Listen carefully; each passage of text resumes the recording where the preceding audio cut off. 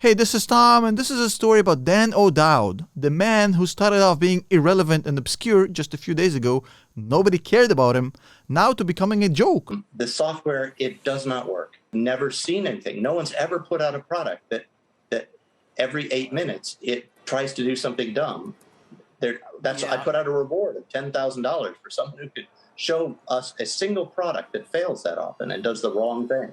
Dan O'Dowd, the most obscure person on earth nobody has ever heard about, spent 6 figures. Yes, this gentleman spent 6 figures on a New York Times ad bashing Tesla. Basically saying, do not be a Tesla crash test dummy. Basically going at the full self-driving software of Tesla. And what he forgot to mention in this ad, which he spent 6 figures on, I mean, my guy, if you have so much free cash flow, I mean, donate it, put it to a good cause. An ad against Tesla? You really have that much money? The dude actually went on TV and got confronted by CNBC. Why are you doing this? I know you tweeted about it, and then Elon Musk has had some responses too. Someone else tweeted that it's so weird that the most vocal critics of full self-driving always have a huge financial interest in a competing solution, and Musk responded to that indeed.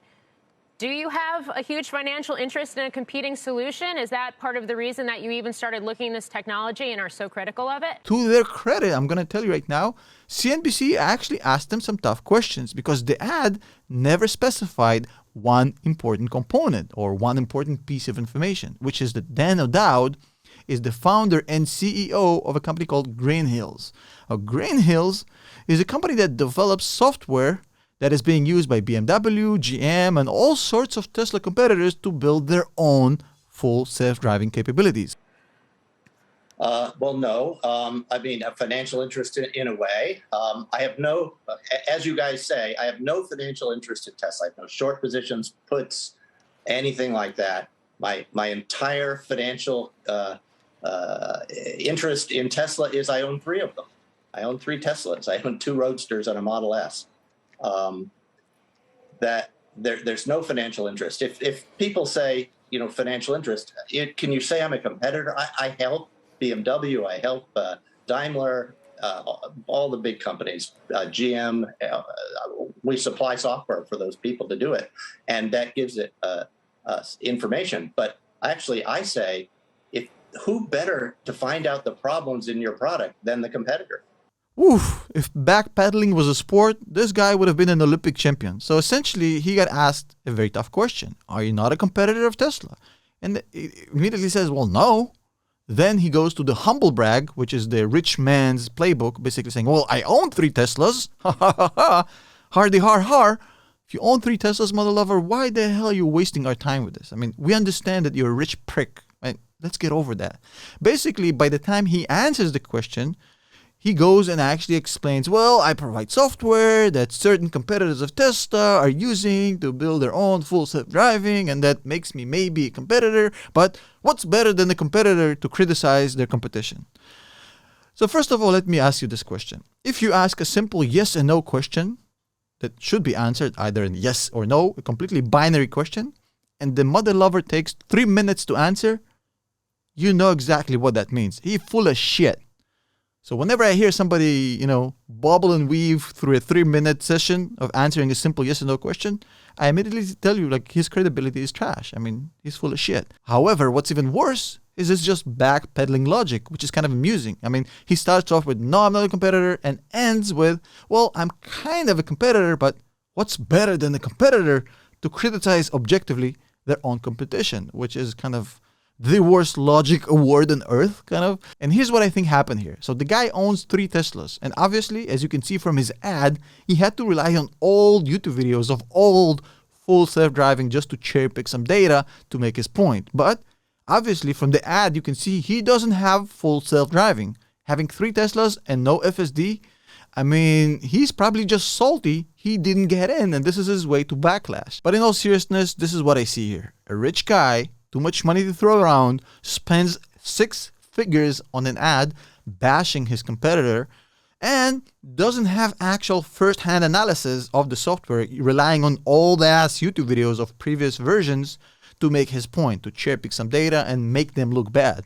Now, this is just another syndrome of the entire mainstream media and the competitors spending so much energy and time trying to bash Tesla. So much money is being spent, so much energy, everything is going towards hating Tesla. However, they completely misunderstand how this shit works.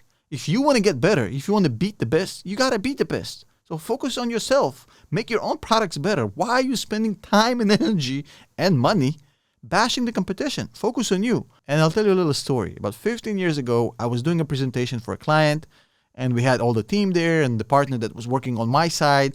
And then the meeting was over. I was convinced I killed it. I completely destroyed our competition. I showed them why we're the best, etc., etc., etc. So the clients leave, and the partner comes up to me and said, "Listen, Tom, that was a really good presentation, but you botched it. It's worthless to us. We're not going to get the client." I said, "Why?"